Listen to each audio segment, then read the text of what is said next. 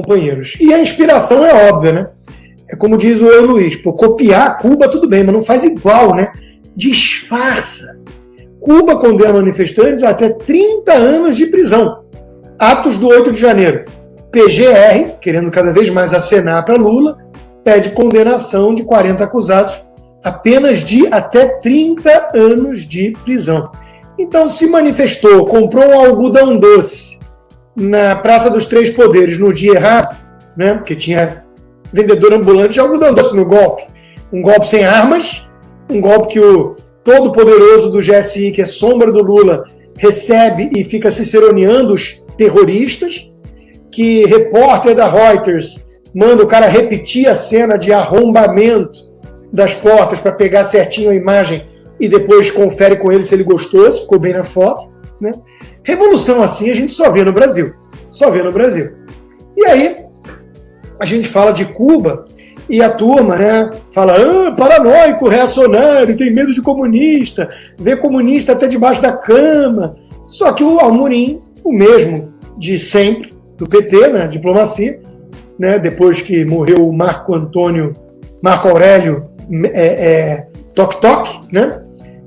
O Amorim é o grande porta-voz aí do petismo, porque tem fala um pouco mais mansa, então engana alguns tucanos, mas dá para Cuba consolidar a reaproximação do país caribenho, da ilha presídio caribenha, melhor dizendo, com o Brasil.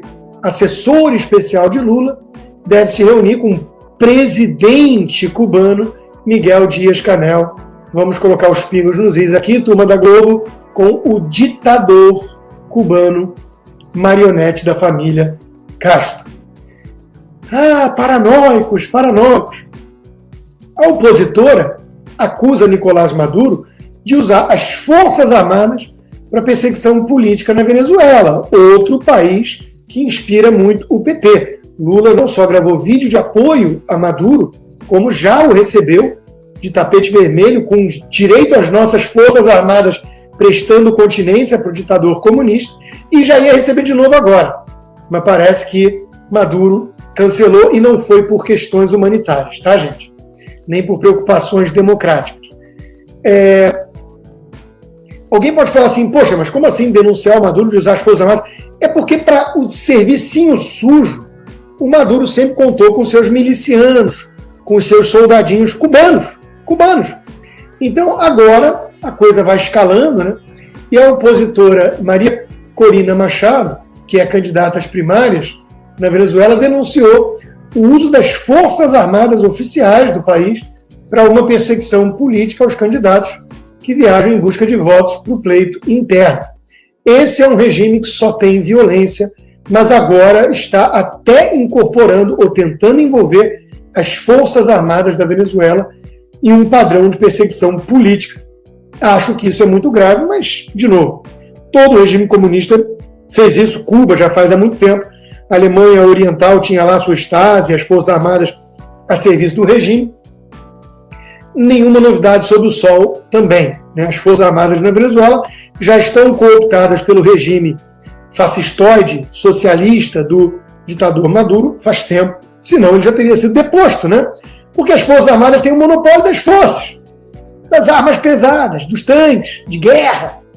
Quando um ditador abusa do poder do jeito que abusa na Venezuela e nada acontece, não tem uma junta militar para derrubá-lo, é porque já foram todos cooptados. Então, a primária é um caminho pacífico, cidadão, cívico, mas as Forças Armadas mostram que violentos são aqueles que defendem o chavismo. De novo, é o óbvio ululante. E no Brasil, como é que estão as nossas Forças Armadas? Bom, uma imagem cada vez mais arranhada. Exército Brasileiro, crise de imagem e de confiança. Em postagem sobre alistamento, Exército recebe mais de 90% de comentários negativos. Muitos militares das Forças Armadas têm expressado preocupações acerca do possível comportamento da sociedade durante os desfiles do 7 de setembro que se aproximam. Rio de Janeiro e Brasília são os dois locais que geralmente concentram grande aglomeração. Entretanto, nas redes sociais percebe-se muitas pessoas comentando sobre a possibilidade de organizar-se para manifestar em oposição aos militares durante os desfiles. O Leandro Ruschel ficou chocado que ainda tem 7% dos brasileiros, segundo essas postagens das redes sociais, que confiam no Exército. E o Flávio Gordon resgatou imagens, como a do militar prestando continência para o Maduro ou bajulando a turma do Lula, né, para perguntar assim, o que vocês esperavam, né? Vocês acham que as Forças Armadas vão, para usar a expressão que o Flávio Dino usou em relação ao Zema, só por dizer que o Sul e o Sudeste produzem mais que o Nordeste, traidor da pátria. Vocês acham que as Forças Armadas podem posar de traidores da pátria e ficar por isso mesmo? Claro que não, ainda não tem mais interesse. E aí vem toda essa cobertura patética, essa esquizofrenia da mídia, esse duplo padrão escancarado, esse viés ideológico, e a própria esquerda indo contra os interesses da própria população para defender marginais, e o Lula fica copiando Cuba e até Bolsonaro em algumas coisas, como, por exemplo, vamos fazer uma conversa com o presidente, pega um cara da Globo para apresentar, vai bombar. E o que acontece? Meu Deus do céu. Conversa com Lula tem audiência aterrorizante para os petistas. Algo realmente inacreditável, diz Jornal da Cidade Online. A impopularidade do descondenado é flagrante. Que vexame.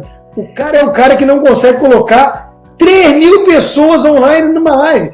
Eu já estou com mais de 3.000 pessoas aqui, todo censurado.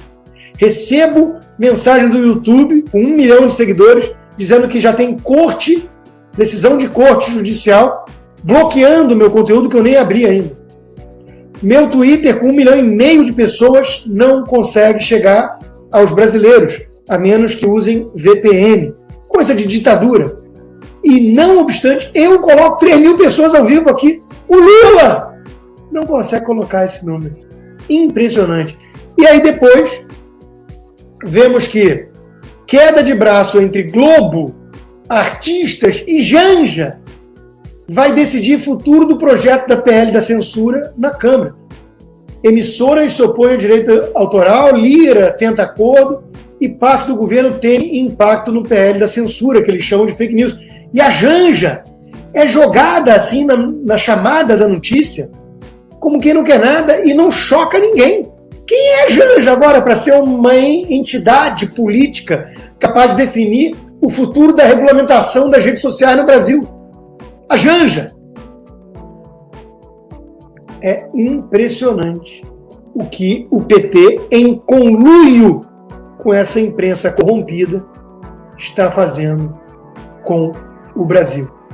E aí vem o Lira dizer o seguinte: a articulação de Lula é ruim e o Brasil já seria uma Argentina sem o tal centrão demonizado. Ele elabora o argumento. Muitos falavam assim: o deputado Arthur Lira é sustentáculo do governo Bolsonaro, é quem dá apoio. Mas qual era o ministério que a gente tinha no governo Bolsonaro? Qual o espaço? Nunca prezei por isso. Muitas vezes falam que Lira quer saúde, que o centrão quer aquilo. É importante dizer que se o Brasil não tivesse centrão, seria uma Argentina.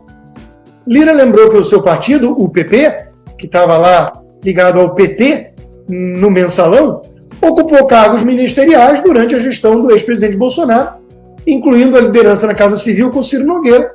Já sob a administração de Lula, a legenda tenta, entre outros, o Ministério do Desenvolvimento Social, e ainda nada. Claro, o Bolsonaro entregava nacos do poder para fazer concessões para poder governar. O Lula, com a mentalidade totalitária do PT, quer voltar a fazer o que fez no mensalão e cooptar as prostitutas do Congresso para governar sozinho. É a diferença entre um democrata e um tirano. Um democrata num país como o Brasil, com 30 partidos e a tal coalizão que existe do presidencialismo, precisa fazer isso. O Lula não aceita isso, ele quer comprar para tocar o projeto dele de poder totalitário, sozinho. Essa é a diferença. Agora, o Lira tem um ponto aqui. Eu já cansei de dizer que se não fosse o Centrão no Brasil, o projeto de venezuelização do PT, do Brasil pelo PT, já teria vingado. Ora, quem fez o impeachment da Dilma, se não o Centrão? Povo nas ruas, economia desabando e Eduardo Cunha no comando da Câmara. É isso mesmo. Eu já falei, se tem alguma coisa que vai impedir a nova tentativa do PT de transformar o Brasil numa Venezuela, é o sistema corrupto, que tem seus despachantes no Congresso. Quem são os despachantes? Dos donos do poder, dos banqueiros industriais e magnatas da mídia. O Centrão Fisiológico. É isso, tá certinho. Não tem nenhum absurdo, não. A obsessão dessa turma com o Bolsonaro é tanta que já estamos no 8º mês de desgoverno, de gestão lulista, e a turma continua falando de Bolsonaro o tempo inteiro. O tempo inteiro. A mais nova... Atenção, gente. Agora, eu gostaria de dizer que a casa vai cair, mas a casa já caiu faz tempo. Ele não é mais presidente, não foi reeleito e já está inelegível. Então eu não sei nem qual vai ser a punição. Multado em R$1 milhão, daqui a pouco vai ser preso, né? Então veja, agora pegaram Bolsonaro. Agora. Depois de 4 anos e meio, tentando cavucar o que a família fazia quando o Flávio Bolsonaro estava engatinhando, agora pegaram Bolsonaro. Atenção, é que eu não tenho nenhuma vinheta para plantão. Sabe aquele da Globo? Agora vem furo de reportagem. Pegaram Bolsonaro. Bolsonaro pediu pay-per-view de futebol para o gabinete, enquanto pregava boicote à Globo. Que coisa grave. É porque tem um certo monopólio no esporte, no futebol brasileiro, da Globo, Premiere e companhia. O Flamengo tentou romper com isso, todo mérito ao meu Mengão, né, e a administração profissional do time, tentou romper com isso. Era acusada a gestão de bolsonarista, porque queria se libertar dessas amarras, mas a gente sabe que o Grupo Globo é poderoso. E o futebol e a política estão casados, né? Quando o Lula foi presidente, o Corinthians ganhou umas molezinhas e tanto. Depois o André Sanches virou deputado pelo PT. As coisas têm uma simbiose enorme. Mas olha o crime do Bolsonaro. Odeia a Rede Globo, que todo brasileiro decente tem que odiar, não só porque fazia campanha difamatória contra ele, demonizava a sua gestão e sua pessoa, com assassinato de reputação, com fake news e com desinformação, como pelo que a Globo representa para o Brasil. Um lixo de produção de conteúdo na guerra cultural que tenta destruir famílias e vender as pautas woke mais abjetas que existem. Então, todo brasileiro decente deveria participar da campanha de boicote à Globo. Mas quando o assunto é futebol, a gente sabe que é a paixão nacional, para onde fugir? Não tem. Então eu conheço um monte de gente que não liga mais a Globo para nada. Não assiste Jornal Nacional há 15 anos. E faz bem para a saúde mental e para estar bem informado. Mas assiste o jogo de futebol. Então o crime que pegaram do Bolsonaro é que ele pediu para deixar o pay-per-view para poder ver o joguinho dele. Uau! Uau! Como é hipócrita também quem quer ficar, ou melhor dizendo, malandro, quem quer ficar viajando de jato particular sem ter criado fortunas para isso. Né? Porque uma coisa é o cara que fez a sua fortuna trabalhando, empreendendo, e ele tem todo o direito do mundo de andar com o jato dele, de ter o iate dele, de ter o SUV dele. Agora, quando o cara é político, quando o cara é ministro do Supremo, ficar andando para lá e para cá de aviãozinho particular, de voo da FAB, para fugir de fila do aeroporto ou de contato com o povo, né, para não escutar o que não quer, aí realmente é coisa de malandragem, né? Malandragem é quem pode, né? Quem pode, pode. Quem não pode, arregaça a manga e trabalha um pouquinho mais para pagar a conta. O líder das viagens de carona nos voos da FAB é Alexandre de Moraes, mas ele merece. O imperador precisa de alguns luxos e, afinal de contas, ele precisa ir para cá, e para lá o tempo todo, porque o homem não para de trabalhar, né? Prisão arbitrária para cá, censura para lá, vai mais um ali, não sei o quê, o cara faz tudo, né? Aí fala de droga, depois de cortar os pés de maconha, dizer que tem que combater a droga, diz que vota a favor da legalização porque o combate às drogas fracassou. É muita hiperatividade. O sujeito merece jato particular e ele não pode ter contato com o povo, porque, obviamente, ele está ocupado demais salvando a democracia, né? Então, no Brasil nós temos essas coisas estranhas, né? O presidente popular democrata que bajula ditadores e que mergulha na praia tirando o povo, e o ministro que salva a democracia se afastando cada vez mais da população, do povo.